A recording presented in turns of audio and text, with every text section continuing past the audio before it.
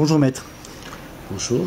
J'ai assisté donc à votre plaidoirie, à vos plaidoiries, puisqu'il y en a plusieurs, et il y en a une quand même qui est assez surprenante, puisqu'en fin de compte, on s'aperçoit d'une chose, c'est que Christian Estrosi n'a pas respecté la loi concernant la première affaire, c'est-à-dire la Nice qui attaquait en fin de compte M. Carlin.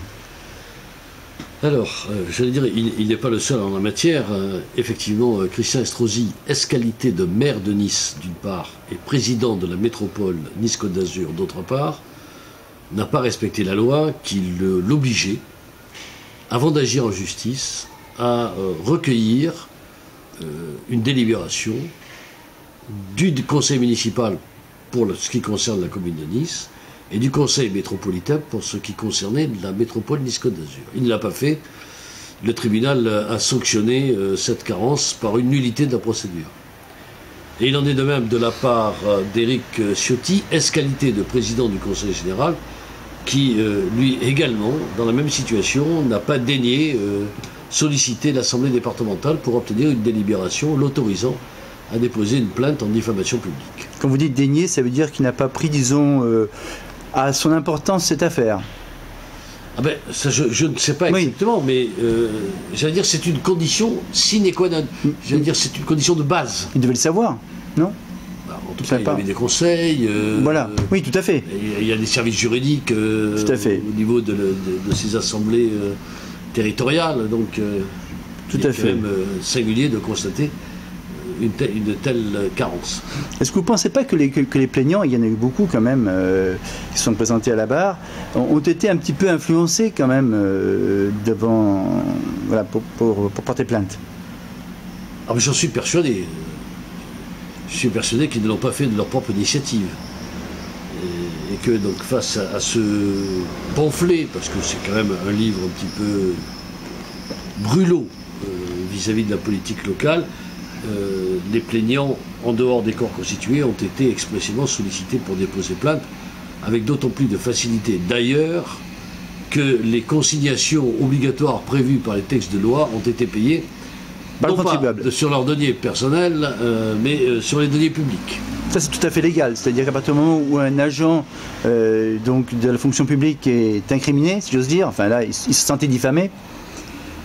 Alors, on peut dire peut-être pour les agents de la fonction publique, mais on peut dire sûrement non en ce qui concerne des agents qui ne font pas partie de la fonction publique. Or, parmi les plaignants, il y en a certains qui ne font pas partie de la fonction publique. Il y avait une directeur de cabinet, chef de service oui, des chargés de mission. Chargés de mission. Ce sont des membres du cabinet personnel qui ne sont pas des fonctionnaires. Ils ne sont pas des fonctionnaires, c'est ça. Ni des élus. Donc cela aurait dû, en principe, ne pas utiliser l'argent public pour se défendre. Ah, je suis persuadé. Oui. Parce que là aussi, il y a un abus de droit. Là. Un abus de droit. Oui. Voire autre chose.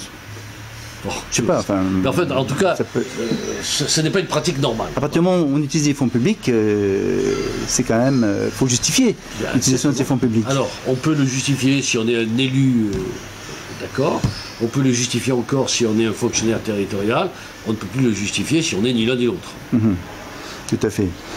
Il semblerait aussi que dans ce procès, c'est aussi le procès de la liberté d'expression qui a été instrumenté, puisque les avocats de la partie civile l'ont souligné. C'est fondamentalement le procès de la liberté de la presse, de la liberté de l'expression, du devoir d'information qui incombe aux journalistes. Oui, absolument, c'est un procès qui met en cause des valeurs fondamentales de la démocratie et de la République. Il semblerait que de plus en plus ces valeurs soient bafouées. On le voit là, en tout cas, on l'a vu là. Mais c'est vrai, et je pense que c'est pas d'ailleurs, contrairement à ce que certains avocats au niveau des partis civils ont pu l'affirmer, ce n'est pas une question politique. Cette affaire-là, ce n'est pas la droite contre la gauche ou la droite contre l'extrême droite. C'est un problème de principe de base du fonctionnement de la démocratie. Et on peut constater que, quelles que soient effectivement les appartenances politiques, on assiste parfois à des dérives, c'est-à-dire que le pouvoir a tendance, naturellement à sombrer dans l'abus. En utilisant parfois des termes peu élogieux, comme apparemment Philippe Carlin m'en a parlé un petit peu, qu'ils ont employé au cours du procès, enfin que la partie civile a employé au cours du procès. Absolument. Ça c'est quand même... là vous pourriez aller encore plus loin si j'ose dire. Oui. Mais bon, je ne dois pas aller trop loin non plus. Oui, d'accord.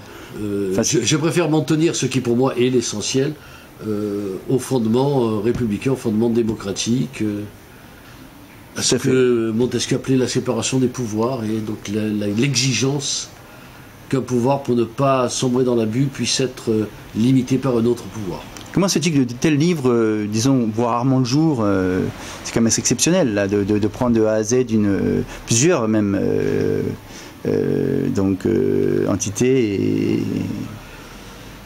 Moi je pense d'abord que M. Philippe Carlin a eu beaucoup de courage, et qu'au départ, il faut déjà des hommes ou des femmes courageux pour dénoncer au sein de la cité dans laquelle ils habitent, ils évoluent, ils travaillent, des dérives. Donc ça existe un certain nombre ça existe une valeur de courage, et Philippe Carlin l'a eu et doit être félicité pour cela. Tout à fait. Donc déjà, disons que la première partie, si j'ose dire, donc de ce procès, l'a déjà disons, félicité. Hein.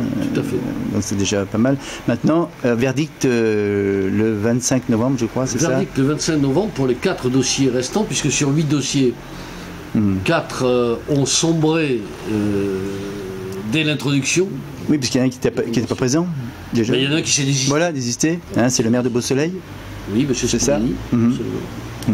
Puis donc les corps constitués, commune de Nice, conseil général, métropole, qui ont été, dont les procédures ont été annulées par le tribunal correctionnel. Tout à fait, tout à fait. À l'orée de cette affaire.